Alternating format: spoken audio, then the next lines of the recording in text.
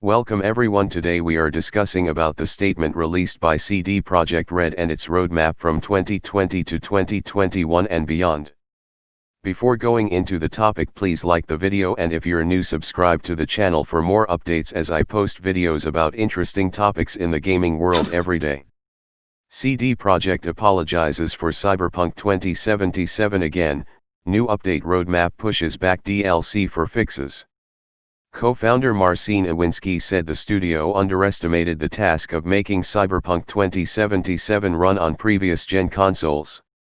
CD Projekt co-founder Marcin Iwinski has shared a new video acknowledging that the studio underestimated the task of bringing Cyberpunk 2077 to previous-gen consoles, and promising that work on the game will continue. The update also addresses questions about why console review codes were distributed later than PC, and reveals a new DLC roadmap that, among other things, pushes the planned next-gen console update to hopefully sometime in the second half of 2021. The initial plan, Iwinski explains in the video, was to make the game look epic on PCs, and then adapt it to consoles afterward. Despite the age of the PS4 and Xbox One consoles, the job did not look super difficult at first, he says. We knew the hardware gap, yes, but ultimately I think that time has proven that we've underestimated the task. At the same time, he also said that testing failed to reveal many of the problems players encountered after the game was released. As we got closer to launch, we saw significant improvements each and every day, and we really believed we'd deliver in the final Day Zero update, he said. Cyberpunk 2077 reviews also led to controversy. The difference between PC and console reviews is stark. The PC version has an 86/100 aggregate score on Metacritic, compared to 56 for the PS4 and 61 on Xbox One, and the fact that PC review keys were sent out earlier than console codes has led some fans to speculate that the studio was intentionally trying to hide what it knew would be sub-PAR performance. When it comes to the review process for consoles, at the same time PC codes were sent out, we were still working hard to improve the quality of the game on old-gen consoles, Iwinski said. Every extra day that we worked on the Day Zero update brought visible improvement. That's why we started sending console codes for reviews on the December 8th, which was later than we had planned. The rough state of the game has forced CD Projekt to reconsider its short-term DLC plans. The promised free DLC is still coming, but the priority has been shifted to fixing the game. The next-gen console update Cyberpunk 2077 currently runs on PlayStation 5 and Xbox Series X via backwards compatibility has also been pushed back. We're aiming for the second half of the year and we'll reveal more when we have more to share, the studio said in an FAQ. It's interesting to note that while CD Projekt is obviously scrambling here, and Iwinski looks like he's really feeling the miles, CD Projekt said in the update that developers are not being forced to crunch in order to get the game back on track. The team is working to bring relevant fixes to the game without any obligatory overtime. Avoiding crunch on all of our future projects is one of our top priorities. Of course, CD Projekt has said similar things in the past, policies that have unfortunately failed to hold up when actually put to the test. The studio also said that it's working with Sony to bring Cyberpunk 2077 back to the PlayStation Store as soon as possible, and that its in-house refund program is also progressing according to plan. The first round of refunds was recently sent out. This is actually the roadmap released by CD Projekt Red. Now the video released by CD Projekt Red explaining the situation for your eyes. Hey everyone, my name is Marcin Iwinski and I'm the co-founder of CD Projekt. When I started CD Projekt 25 years ago, one of its founding principles was honest and direct communication with gamers. When CD Projekt Red, the game development part of CD Projekt, was born, it added something important to that principle, the ambition to make the best games in the world. It became our mission and something that guided us up until now. Based on that legacy of genuine and honest communication, you've trusted us and pre-ordered our game. And despite good reviews on PC, the console version of Cyberpunk 2077 did not meet the quality standard we wanted it to meet. I and the entire leadership team are deeply sorry for this, and this video is me publicly owning up to that.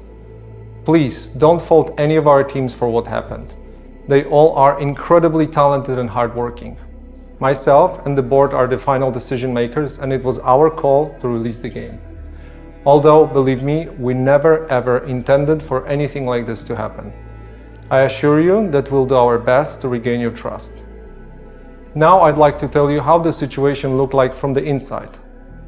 Cyberpunk 2077 is huge in scope, and I'm not only talking about quests or things you see at first glance. I'm talking about a multitude of custom objects, interacting systems and mechanics. In the game, everything is not stretched out over flat terrain where we can make things less taxing hardware-wise, but condensed in one big city and in a relatively loading-free environment. On its own, this is a challenge, but we made it even more difficult for ourselves by wanting to make the game look epic on PCs and then adjusting it to consoles, especially old gens. That was our core assumption, and things did not look super difficult at first. We knew the hardware gap, yes, but ultimately, I think that time has proven that we've underestimated the task. To give a concrete example and the main culprit, we had to constantly improve our in-game streaming system for all-gen consoles.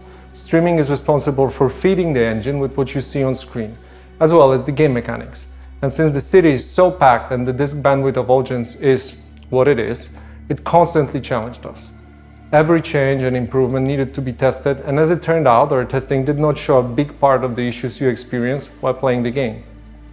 As we got closer to the final release, we saw significant improvements each and every day, and we really believed we would deliver in the final Day Zero update. Now let's talk about the review process. We started sending our PC review keys in the first days of December. On launch day, December 10th, we hit the ground running with a really good start on PC. While not perfect, it's a version of Cyberpunk we are very proud of. At the same time, we're fighting for quality on all-gen consoles till the very last moment.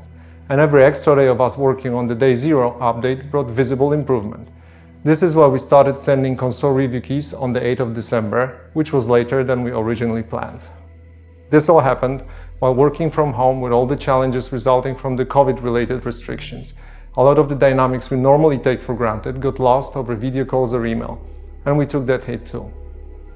Now I'd like to tell you about our plans for the future and present a path for Cyberpunk 2077 on consoles and PC. We have already released 3 hotfixes improving the game, but that's just the beginning.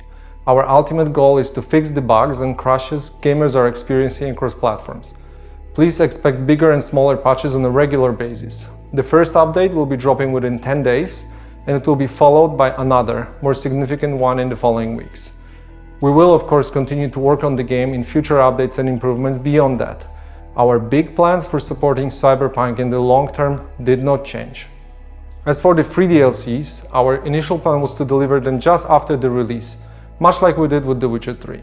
We decided to focus on the most important fixes and updates first, and we'll be releasing the DLCs afterwards. Expect more information in the upcoming months.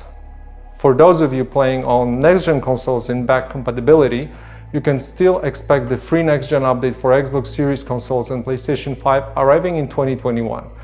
We are aiming at the second half of the year.